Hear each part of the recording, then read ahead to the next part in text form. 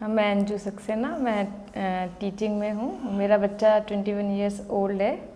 जब वो उसका ऑटिज़म डायग्नोज हुआ था वो 3 साल का था।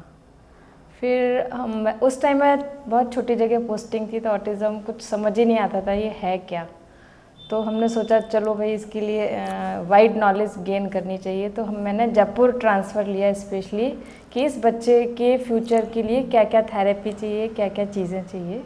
तो मैं 2010 में जयपुर आ गई और 2011 में हम ऐसे ही पेरेंट्स ग्रुप से मिले जो अलग अलग दिशाओं से, अलग अलग जगह से आ रहे थे, और सबने मिलके अपने मन को हल्का करते हुए सोचा कि इन बच्चों के लिए हम क्या करें, कैसे करें और हमारे बाद क्या होने वाला है।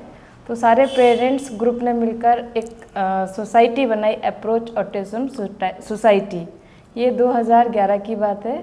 और इस सोसाइटी में हम लोग अपनी फीलिंग्स शेयर करते हैं कि हमारा बच्चे के संग ये प्रॉब्लम है, हम इसको कैसे सॉर्ट आउट कर सकते हैं। तो अपने मन की बात कहते हैं, मन हल्का हो जाता है, डिस्कस होता रहता है। हर महीने मिलते हैं, मीटिंग होती है, मन हल्का अच्छा लगता है। हमारे बच्चे कोई कम नहीं है, कुछ आगे अच्छा करके दिखाएंगे। हम ग्रुप से मिलकर हमें बहुत पॉजिटिविटी मिलती है।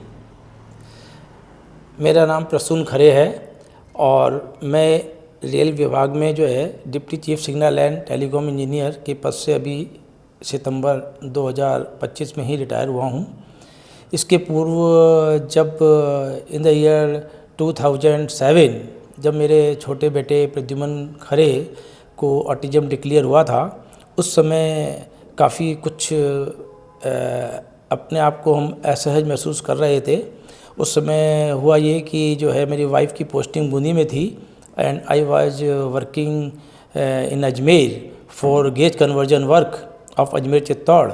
तो जब हमको ये बात मालूम पड़ी कि ऑटिज्म है, तो उस समय जो है चूँकि एकदम से एक्सेप्टेंस नहीं आई थी, तो चूँकि मैं बार बार मुझे बूंदी जाता था, तो काफ़ी जो है मुझे ऐसा लगा कि वाइफ को भी काफ़ी परेशानी थी और कुछ समझ में नहीं आ रहा था। तो मैंने जो है वहाँ का जो है घर का ताला बंद करके 2 साल के लिए जो है हम लोग अजमेर शिफ्ट हो गए और मैं अपनी नौकरी करता रहा। उसके बाद कुछ समय बाद धीरे धीरे जो है हम लोगों ने स्पीच थेरेपिस्ट और जो है दुनिया भर की जो है हमको गाइडेंस मिलती रही। हर कहने का मतलब यह है कि देवी देवताओं के भी जो है जो लोग बताते थे उसी सबको भी हमने पालन किया। लेकिन चूँकि ये समझ में आ चुका था कि ये बाई बर्थ ये प्रॉब्लम है, और उसके बाद जो है धीरे धीरे जो है फिर चूँकि ट्रांसफ़र भी इसी अकाउंट पे जो है राज्य सरकार द्वारा कर दिया गया था अजमेर के पास नसीराबाद में, और तब से हम लोग साथ रह रहे थे और दोनों काम हो रहे थे। सरकारी नौकरी भी हो रही थी, साथ साथ मैं भी अपना जो है प्रोफेशंस जो था मेरा सिग्नलिंग का उसको पूर्ण तरीके से कर पाया। और उसके बाद हम लोग जयपुर आ गए और जयपुर आने के पश्चात हमें एक नई राह और मिली, जिसमें अनुराग श्रीवास्तव जी और इनकी वाइफ थी गरिमा श्रीवास्तव, जो कि एक स्पेशल एजुकेटर्स हैं, उनके संबंध में आए। इन्होंने मदर एंड चाइल्ड प्रोग्राम एक ऑर्गेनाइज किया था, दिशा स्कूल स्पेशल स्कूल था उसके अंदर। उससे हमें काफ़ी जानकारी मिली और तब से हम सभी पेरेंट्स जो मिले थे 8-10 पेरेंट्स, उन्होंने जो है सोचा कि अब हम बच्चों के लिए क्या कर सकते हैं। हमारे बच्चों के लिए तो करना ही है, हमें दूसरे बच्चों के लिए भी जो है जिनके पास इतनी जानकारी नहीं है उनको कैसे जो है हम आगे बढ़ा सकते हैं। इस मार्ग को ध्यान में रखते हुए हमने जो है एक सोसाइटी बनाई और हमारी सोसाइटी आज बहुत अच्छा कार्य कर रही है और 14 साल से ऊपर हो चुके हैं। और इवन हमारे जो सेक्रेटरी मिस्टर अनुराग श्रीवास्तव हैं, उन्होंने उनका भी वो भी एक अच्छे पद पे कार्य कर रहे थे टाटा डोकोमो में।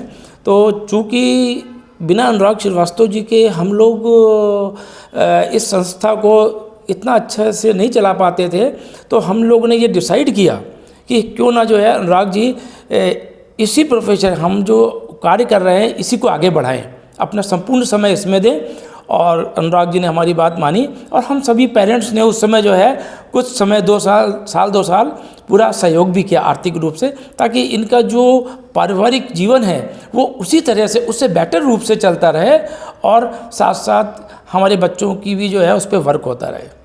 Thank you very much.